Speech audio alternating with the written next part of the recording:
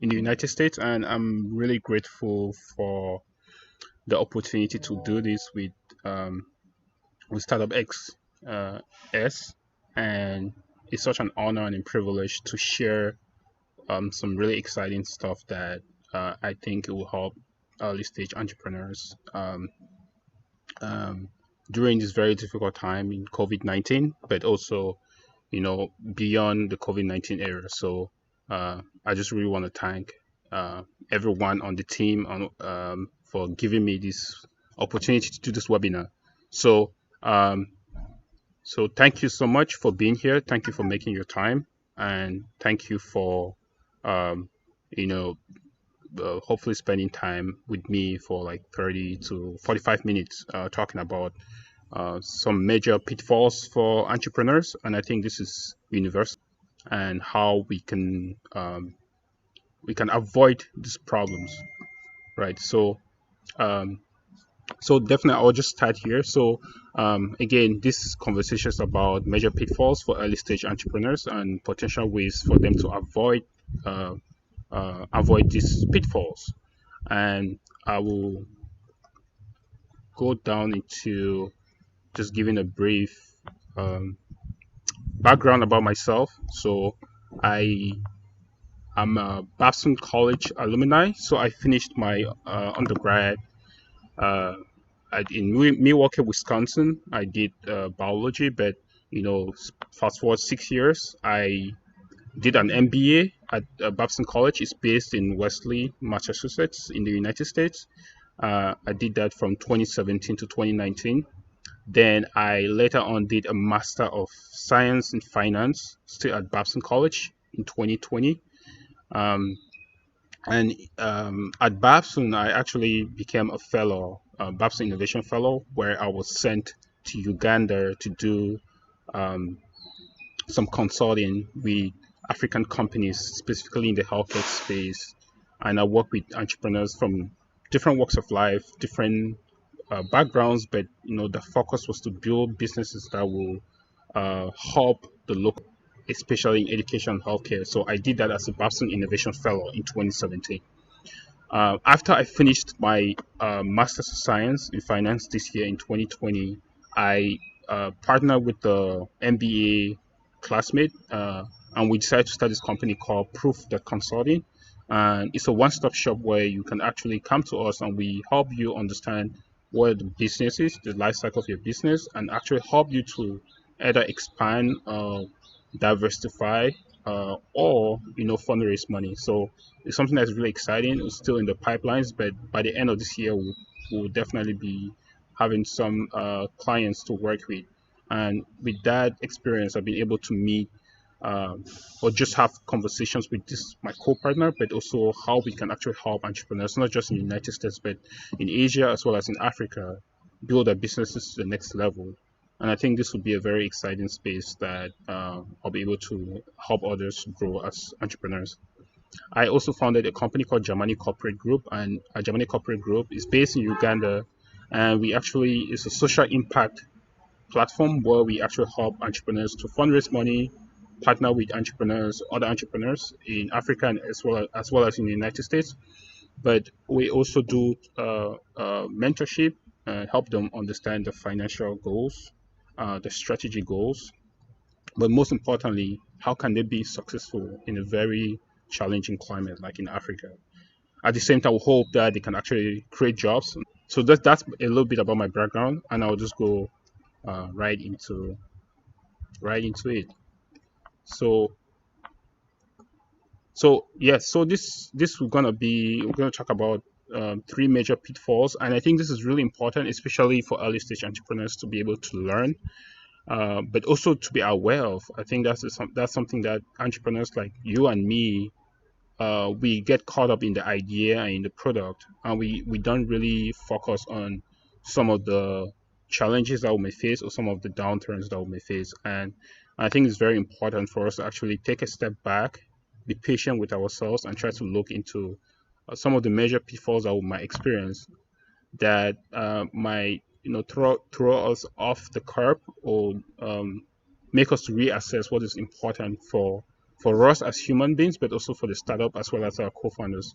So I think this is very important that we should pay attention to, and I know there are many other pitfalls, but these are the ones that I personally have witnessed. And talking to other entrepreneurs, I've realized that this is something that we have to. It's a common thing that all of us have to be very cautious about and try to find ways to mitigate these pitfalls, which I'll elaborate at the end of this webinar. So today I'll talk about three things. Most importantly, we talk about team dynamics. Is one major pitfalls, which I'll elaborate further.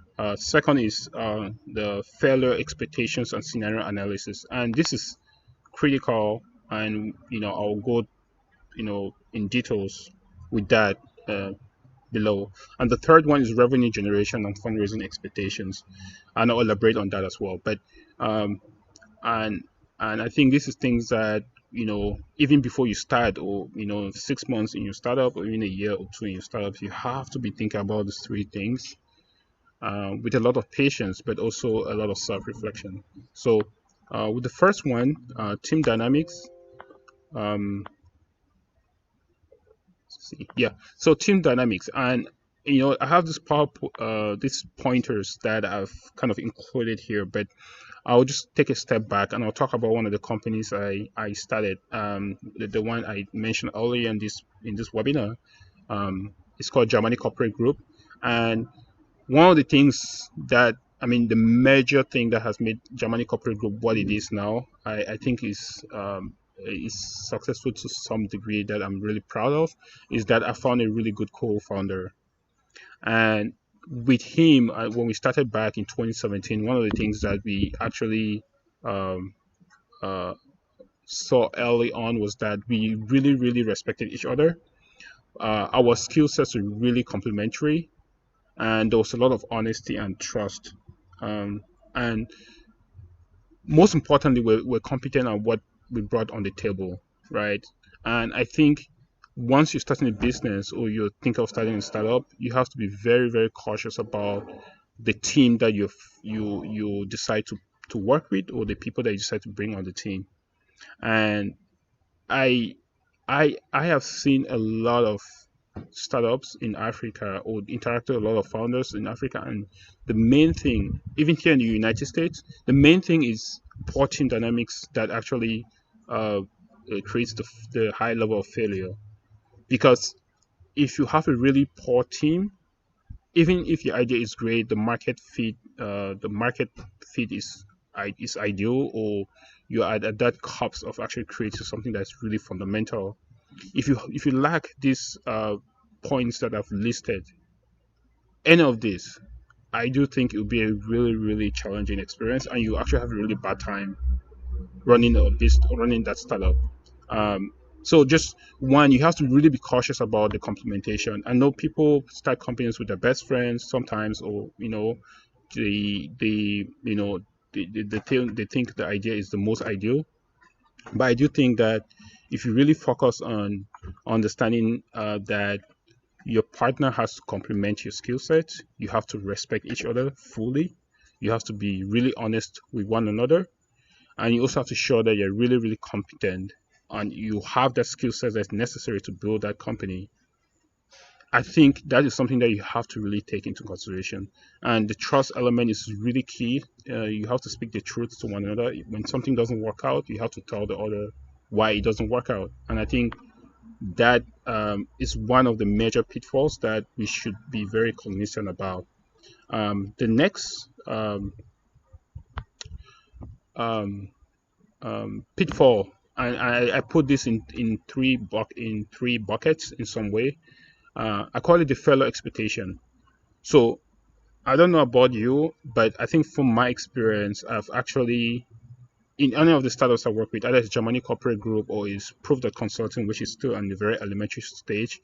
And just to give you some reference, a third company called Pro Mask for you, where I partnered with a friend from Thailand, and we saw masks here in the United States, especially when the COVID-19 pandemic hit the US in March. And from all these three startup experiences, what I've seen that is really critical is to know that you're gonna fail. The expectation of failure and how you prepare for it is critical, and that's what I'm trying to outline here on this here in this presentation on this slide, because you're gonna fail, but it's just like how you prepare for it. And I think this is something that you intentionally have to build up. You have to create this failure expectation and prepare for it, because you're definitely gonna um, face a challenge like this. So one is you have to create a map, and this map is, and whatever you do, depending on how you think about scenarios, or how you think about uh, uh, or how you process information, creating a map that can help you really project maybe 6 months from now, 9 months from now, 1 year from now. I think it's very critical how you can actually see, okay, these are my the downturns that I can face. This is how this might go south, or this is how this might not be very it might not turn out the way I expected. So some people draw out a map. You can actually come up with a well thought out map, and this is something you have to plan with your co-founders as well as your early stage employees very early on. And so you can do the map version. You can also do like a route analysis, those intersections. The last phase is creating a range of your failure and your successes. And I think it's very important that we also understand how much we know we're going to be successful, or how much we think we're going to fail. Because once you understand the ranges, you start planning ahead of the challenges that you might face, or the ones that you might not face. So, and I can go deeper into this based on the questions I'll have later, but I think it's very important that we should understand the fellow expectations. Basically, that's the point I'm trying to get across, and I'll be willing to answer questions um, following to go more into that. One other thing, and this is the last pitfall that I think is very important, is fundraising expectations. So I think most startups anyway, I think especially here in the US, is people just want to go out and raise money. And they don't focus more on building a business that can actually create revenue, right? And I think it's very, very critical that to be a very successful entrepreneur, and something that people really fail to understand, is how do you think of your business as revenue generating business, rather than a business that will be appealing to venture capitalists, angel investors, or someone who is willing to give you money to grow your business. I think that is mostly critical for many people, but I think it's important for us as early stage entrepreneurs to think of how can we generate our own income such that our business will be so attractive that VCs will come to us rather than us going to them, right? So I think this is a very, very it's more of a psychological thing of entrepreneurs. We always think of, we need to build a business to reach out to VCs, but most of the time we actually have to build a business that is so appealing, that generates revenue, such that when VCs come to us, they know that we have built a very, very, very sustainable company. And just to list the points, so one is like, there are many ways to develop a business that's revenue generating, and the ideal one that is very common here in the United States, but also in other parts of the world, is having a subscription model. And so when you think of that, you always have to say how will this business guarantee revenue in the coming months and coming weeks, or the coming months or years, right? And I think subscription model has been a very good way to think about it. One thing that I've also realized that is a common failure within this fundraising expectation is that most entrepreneurs, they don't know the numbers. And I don't expect people to be a finance expert or someone who is good at data analytics, but just very basic things that I think is very important for us as early stage entrepreneurs to be aware of is how good are you with just knowing the basics of your business in terms of what is the, how much you think you're going to make in the next month. It doesn't even have to be in 6 months or 12 months. You just need to know some of like the very basic stuff that you need for you to feel comfortable about talking about your business, right? And that comes very good strategy, but also being aware that you have to know more about your business than anyone else. and you have to be so comfortable talking about the numbers in such a way that if someone is trying to buy a product, the person will believe in what you're trying to say. And I think most entrepreneurs, they get so caught up with the idea and the story of the business that they forget to understand that the numbers is actually what drives the business.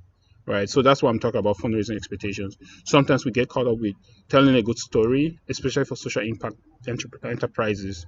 We get so caught up in telling stories that we really don't get into the critical fundamental of speaking the numbers. And I think that is where the rubber meets the road. That is what we really need to know, that this is um, something that we have to be comfortable with, and it actually bring in more people from the VC side, the employee side, as well as customers, because they see the confidence that is needed for them to believe in your product.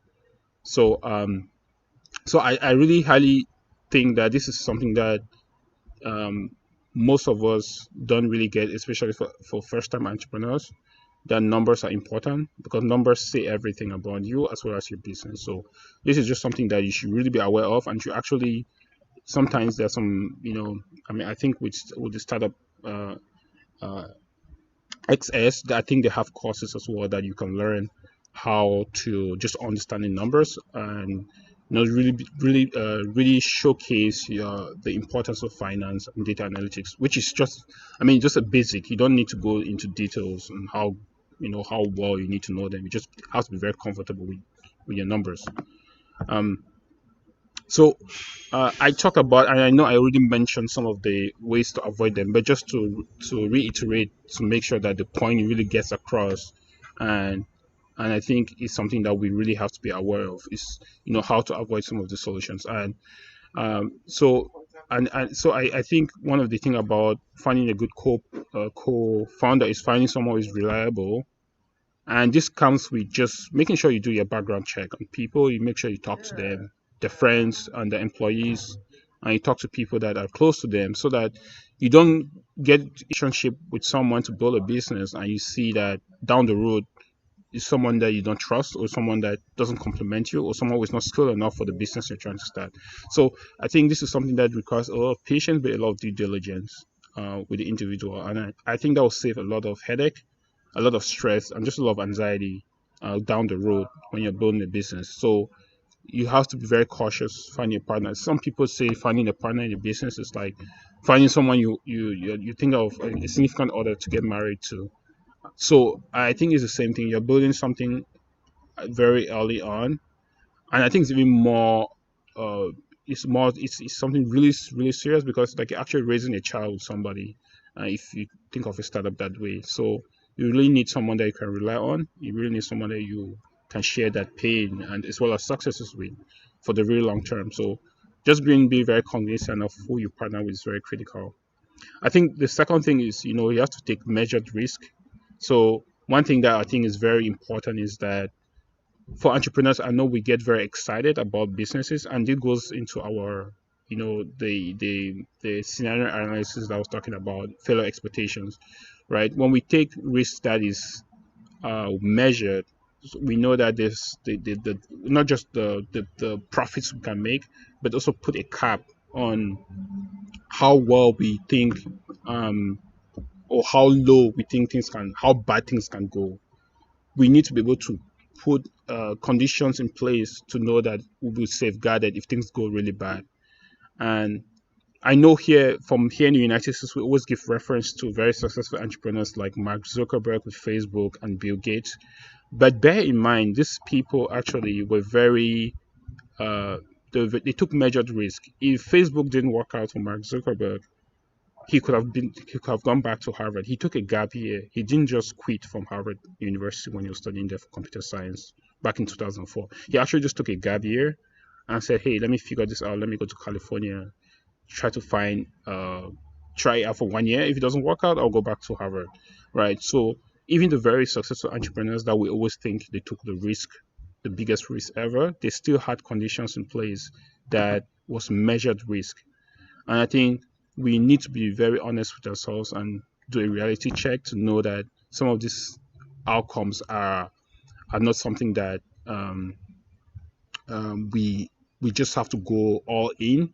We really have to understand that reality is reality and it's what it is. So we should be very cognizant about the decision making processes we make and how we fundamentally apply some of the risk that we take. We have to save some money, put some extra money out there, think about some of the measured outcomes of what we are doing, especially if you're just starting, you don't have customers, you don't have a well structured team to actually guarantee revenue in the next week or the next month or the next 2 months, right? So that's something that, please, I myself as well, I learned it the hard way, that we have to rethink of it that way. Then I think the third thing, which goes back into just the fundraising expectations. So just talk a little bit about the tech measured risk. So tech measured risk, I mentioned about the mapping scenario. So people do like some mapping scenario. People do like the road intersection scenario. So like that one you have to work on. So what's going to happen in the next 3 months? What's going to happen in the next 6 months? That falls under the road scenario analysis, right? So intersection points where it's very critical to know what's the next step in this business in the next quarter or stuff like that. So it's really, really important, I think, to map out some of this measured risk. And that actually will help a lot with the failure expectations, to know the downturns of that. So just want to mention that it's really critical to write down things, to do map scenario analysis, because it brings that into reality before it actually happens. So just to mention the last way to avoid fundraising expectations, was the third pitfall, is actually build a business that can actually generate revenue. And I know maybe some of the entrepreneurs here are social impact entrepreneurs. I'm not saying that you should change your business model to make money. I'm just saying that you should think of a way that you can actually, either if you're applying for grants or you want people to donate to you to start that social impact cause, think of a way that you can actually have some internal revenue that you can actually showcase to people before you actually reach out to the very mega donors or the mega VC or fundraisers or whoever, because it's always good to do something first by yourself and show that you can do it with the little you have before you reach out to the very big fundraisers or the big VCs, right? So I think it's very critical that if you're a hybrid between a social impact and a pure for profit business, always think of like, how can I actually start building some revenue? It doesn't have to be too much. Maybe it's even just $1,000 or $2,000, something that's very little that you can showcase and say, I can do this for myself and I just need some extra support for that. So I think it's very critical. I know for early stage entrepreneurs, you just want to go raise VC money. It's very hard to raise VC money, if you don't have anything to show for it. And I think most VCs, studying finance at Babson College, most VCs like to see cash flows. They like to see revenue. So we have to reassess the way we think of growing a business. We have to reassess how we present our business, and focus more on what can we do by ourselves and make some cash or show some results. That will be critical for us to know that we are doing a good job for ourselves. So that's it for this page, for this webinar, and I hope you guys got the message I was trying to get across. And just to give a summary, what I'm just trying to say here is that we need to be realistic about expectations. We need to really find a co-partner, a business ally who really understands what the business is about, but can be a very good support system for us as we're building whatever business you're building. But we need to really come up with scenario analysis that will really help us measure some of the expectations that we have for ourselves, but also for our business.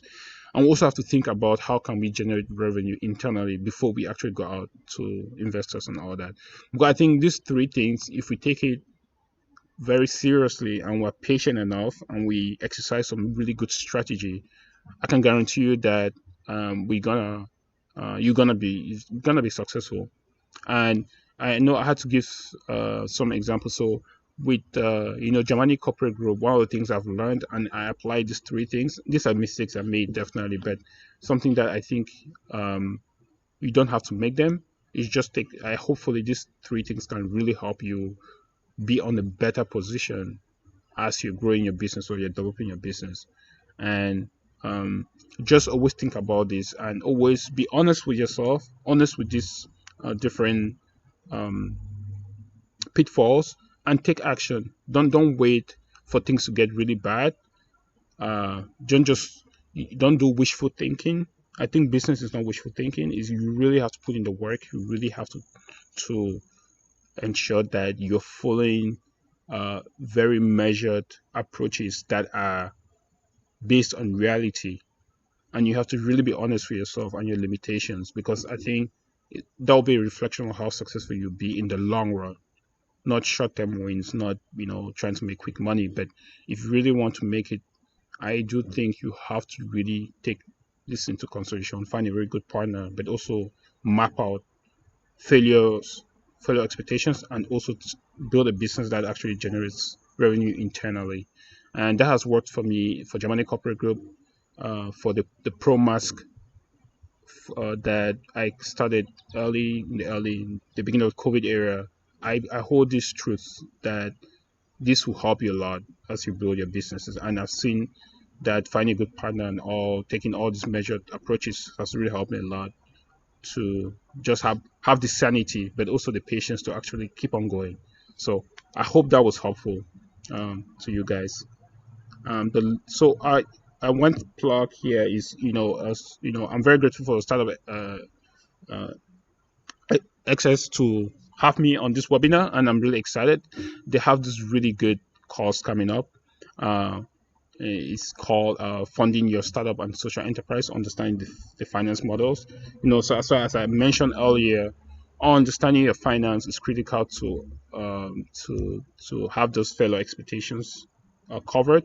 And I think this course will really help you understand some of the basics of finance, to do these projections, and to create that map that I mentioned earlier. Um, you know, and actually avoid the negative scenarios that your business might face. So because you joined this webinar, we have an offer for you. So it's gonna be free, right? And I've emphasized a lot that this having these projections, understanding the finance model, which is critical in your fellow expectation, is very important. So with the coupon code of Startup XS, you can actually have this course for free, right?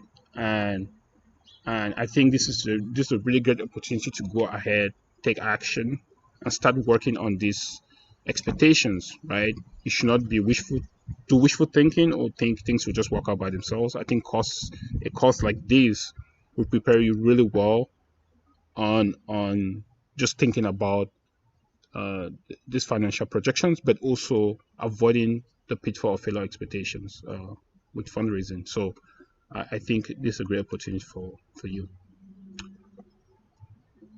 So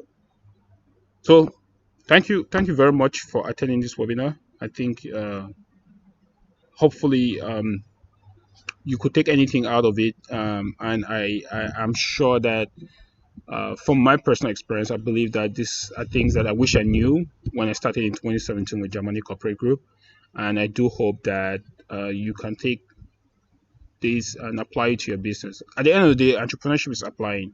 So whatever you do, you make sure you're applying your business. That's what the difference is. So please, I'm happy to connect and also ask any questions that any of you guys may have. So I'll open it up to questions, and if anybody has any questions, I'm happy to answer any.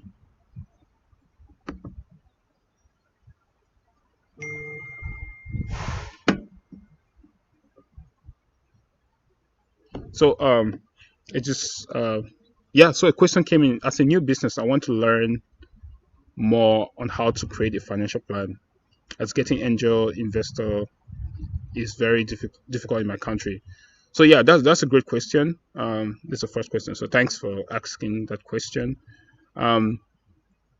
So financial, you have to start from where you are, right? I think Startup XS has the webinar I just shared. That's a good place to start. The course is free, so you can start from there. Um, I think you should take that course. It's a good place to start. But there are. I would say take that course. The course I shared. It will be a good place to start because I mean, you need to know some technical application to to learn about financial planning, because financial modeling is part of financial planning, right? So for you to take a course like that, the one I just shared, I can go back and share it again. So because the course is free, so free is always good. Uh, so right, right. This is a good place to start. But other things that there are things that you can learn online that um, can take you that so some very good YouTube speakers that have started their own companies of theirs that you can listen to them and they can help you, give you some tips on how to build that financial plan. There's also, I don't know if you listen to podcasts, there's some really good podcasts out there that they give you a very good, and they're free, on you if you have, I don't know how it is in your country, but if you have Spotify or just Apple, Apple, the Apple podcast, there are some really good podcasts out there that actually give a lot of uh, tips on how to build financial plans, right? But with this course, I think this is a good place to start, and it's free, and you're here, so I think you should go for it. So I hope that answers your question.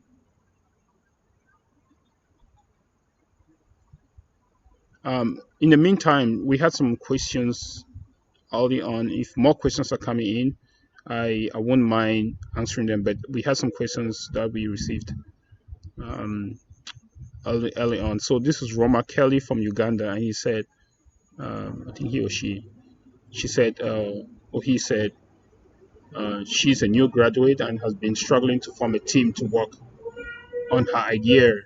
How can she build a good team? So I think this is a very important question, finding good team members. So um, I know with the COVID climate, you can't really meet people and talk about your business idea or what you're working on, and you know, um, finding people to just network with. But I do think that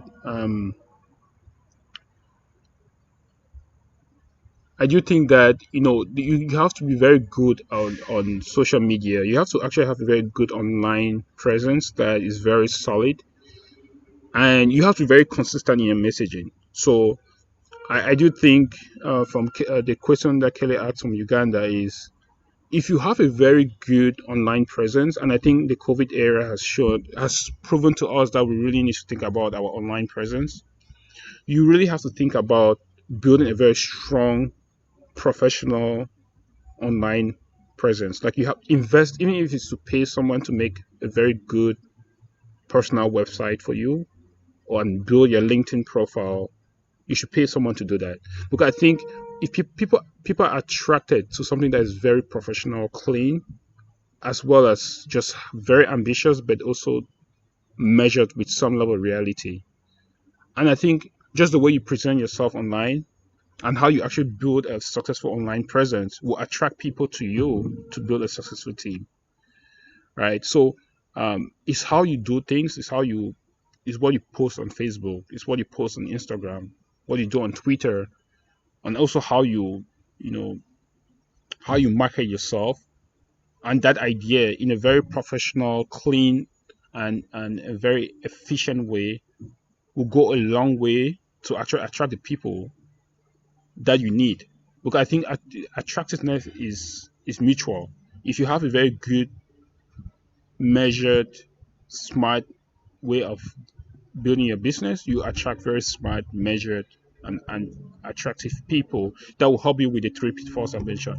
Because when you have a good team, you have people that will understand what it means to build good financial models, build good financial plans, and finally, you have people that they think of the long term strategy that they will be able to generate internal revenue and attract the VCs that you need, because VC partnership is also very critical on how you build and grow your business. So you have to build a very professional online presence. You have to be very cautious of what you say online, or how you present yourself online, because that's also very important. How on the people that will be attracted to you, and you also give um, you also help you when you want to raise money, because all those things are very important um,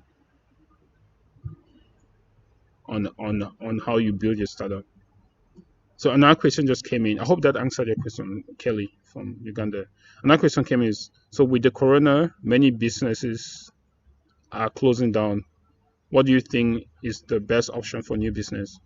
So, I mean, unfortunately, and I know, I mean, COVID hit hard, especially on brick and mortar businesses. So brick and mortar just means, you know, businesses that have to do with, in-person um, um, interactions, or there has to be some investment in physical spaces, right? Restaurants and all that. So, unfortunately, with how things turn out, because of COVID and the way the disease works, we have to social distance, wash our hands, and all that. And we also have to take our health seriously. These businesses had to shut down, right? And unfortunately, some of these businesses might not come back. And we just have to come to that. We just have to accept that. And I know it's painful for many. I've had friends and some close uh, acquaintances that have been out of work, or have been unfortunately shut down their business because of COVID. But I do think this is an opportunity for us to redefine what business is like, and we have to be very creative and innovative on how we think of how to build new businesses. I do think the future, and this is will be based on online communication, your online interactions, but also your online presence, right? So if you're a very early stage entrepreneur, I think it's a good opportunity for you to start building that online presence very, very well, such that hopefully 70%, 80% of the revenue comes from online communications or online interactions with potential customers or actual customers, right? So I think you have to do a lot of investments, or allocate most of your time and resources in building online communication, because now this opens the door to customers from around the world. If you're just based in Southeast Asia, or in the Philippines, or in Vietnam, or wherever you are, with a very solid online presence, you can get customers from everywhere. You can get customers from the United States, or from Africa, or Latin America, or Europe, right? So I think the best option for new business now is to build a solid online presence. You have to have, and it goes back to the LinkedIn profile and all that. You have to build a very professional online presence that someone can look at and say, oh, maybe this was bought in the US, or maybe this is a business that is based in the United States. So you have to really invest a lot of resources on that. And I think that will help you in the long term, not just during the COVID era, even post-COVID next year, 2021, 2022 and more, because I think that's where the future is. I think that's where it is. So build a very solid online presence, build a very good website, a very clean, easy to use, hopefully in multiple languages, depending on how. I think it will go a long way to help you. I think it will go a long way to help you build your business, right? So I think building a solid online presence is very critical on how to address the problem, and it goes earlier to what I mentioned about online. Do a lot of investment online, so I think that'll be helpful a lot. That'll be helpful to you as well as a business. Um, I had another question from Aya Sobedi from Nepal, and the question is she said from Nepal. So she said, I'm a new startup. I see a lot of funding call for projects similar to mine, but I always stumble on what kind of business plan to make. So let me read the question again if you guys can hear. So I see a lot of funding call for projects. She's in the tech startup, for projects similar to mine, but I always stumble on what kind of business plan to make.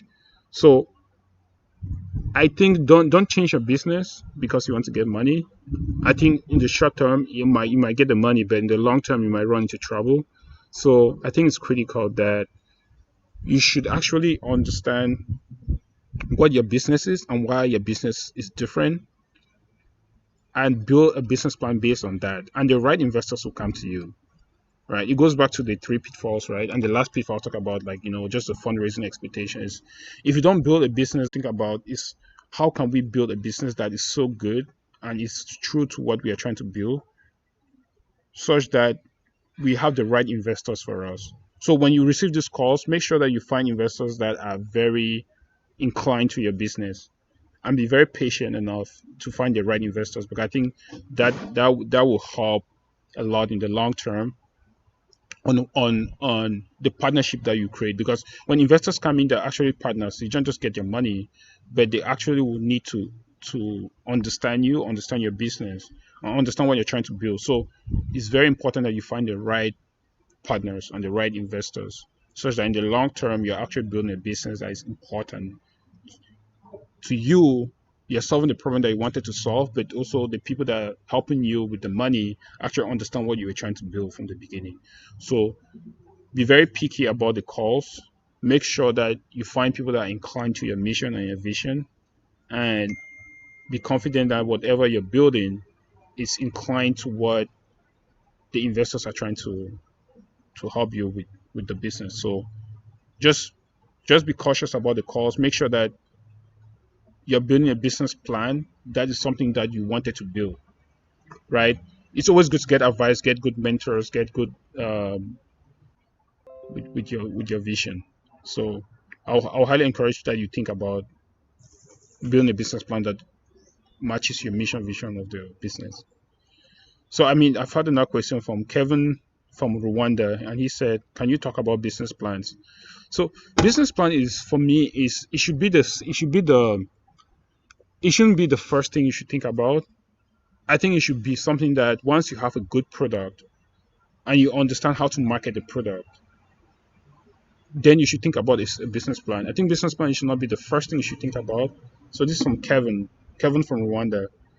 So I think, like, yeah, business plan should be a third phase. The first phase is does my idea make sense? Is it marketable?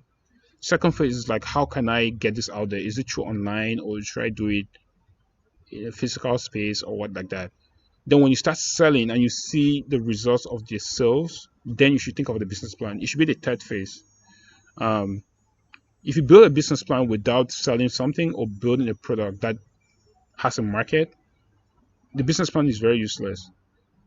There are certain industries that business plan work, like if you're in architecture or you're in real estate and all that, business plans make sense in those industries. So I'm not saying that it's completely useless, but if you're doing like a tech startup or something that is pretty innovative and you don't really have the customer base yet, I do think a business plan is not necessary in the first two stages. It's going to be invalid if you realize that the way you're building your business is not the way customers want it, right? So the business plan will not be helpful.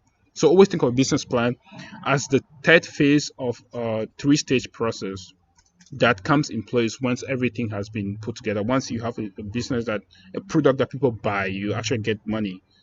You actually have a solid team that can able to help support that mission, or the channels to which you have to build a business, right? So I think from there you have to design a business plan around the efficiency of that business, right?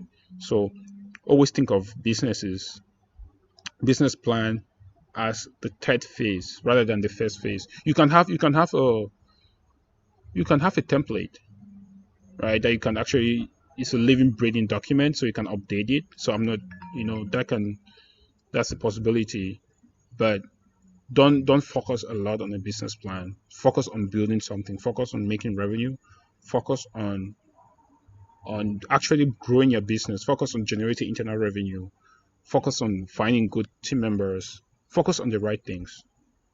Just focus on things that make a solid foundation, and everything else will come, right? And be patient. Be patient about business plans, because successful businesses takes a while, and you want something that is flexible enough to make changes when things are not working out. And it goes back to my failure expectations, right? Things will always change.